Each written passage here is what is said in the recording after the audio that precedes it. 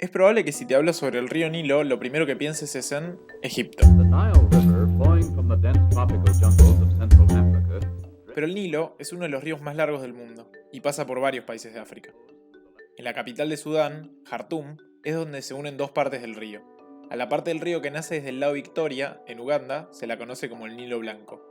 Sin embargo, más del 80% del agua viene del llamado Nilo Azul, desde el lago Tana, en Etiopía. Históricamente, Egipto fue el rey del Nilo. De hecho, hasta hoy en día más del 95% del uso de agua dulce egipcio viene de este río, y eso se ve reflejado en cómo están distribuidos los casi 100 millones de habitantes en el país. Hoy en día, Egipto, Sudán y Etiopía están en conflicto por esto. El gran dique del renacimiento etíope. La construcción del dique empezó en 2011 y se convirtió en una amenaza especialmente para Egipto. La principal preocupación de Egipto es la posible escasez de agua que pueden llegar a tener, principalmente en el periodo de tiempo en el que el dique se llene. Etiopía quiere llenar el dique de la forma más rápida posible, para poder hacer usufructo cuanto antes, pero Egipto quiere que se haga de la forma más lenta que se pueda, para reducir el impacto en su país. Pero lo que puede causar una crisis en Egipto puede también generar una revolución en Etiopía. En Etiopía hay casi 115 millones de habitantes. Creció mucho en los últimos 50 años y está proyectado que lo siga haciendo hasta casi duplicar su población. La construcción de la represa haría que puedan casi duplicar su producción de electricidad. Y en un país donde casi 70 millones de personas no tienen acceso a ella, es algo muy necesario. No solo eso, también tendrían electricidad suficiente como para poder exportar a países vecinos. Actualmente, Egipto tiene un consumo anual de 80.000 millones de centímetros cúbicos de agua. De ese uso, casi 55.000 millones de metros cúbicos son provenientes del río Nilo. Se calcula que con la construcción del dique ese número bajaría a menos de 28.000 millones. Pero el control del Nilo va más allá de lo económico, es una disputa histórica. Etiopía sostiene que los reclamos egipcios son basados en el colonialismo inglés del pasado, mientras que los egipcios creen que el control del Nilo es parte de su historia e identidad como nación.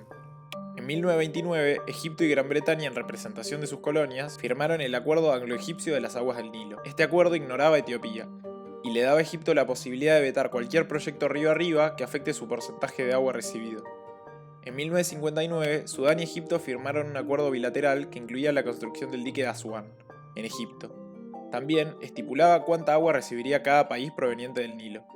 En 1999 se fundó la NBI, integrada por 10 países por los que pasa el Nilo. Fue establecida como lugar de consulta y coordinación para el manejo sustentable del río y la explotación de sus recursos. Pero en 2010, varios países firmaron el Cooperative Framework Agreement. Este acuerdo contemplaba que otros países recibieran más agua del río y le sacaba la posibilidad de veto a Egipto. Pero ni Egipto ni Sudán firmaron el acuerdo.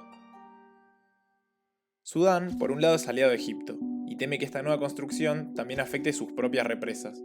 Pero a la vez, esta nueva obra podría beneficiar al país, ya que ayudaría a controlar las frecuentes inundaciones de la zona y a recibir energía más barata proveniente de Etiopía. Sudán y Egipto quieren que el gobierno etíope se comprometa a liberar agua de la represa en el caso de que una sequía azote a sus países. Ambos países también quieren que los futuros conflictos que haya sean arbitrados por un tercero, como lo podría ser la Unión Africana, pero Etiopía lo rechaza, porque cree que esto le sacaría poder de decisión sobre sus propios recursos.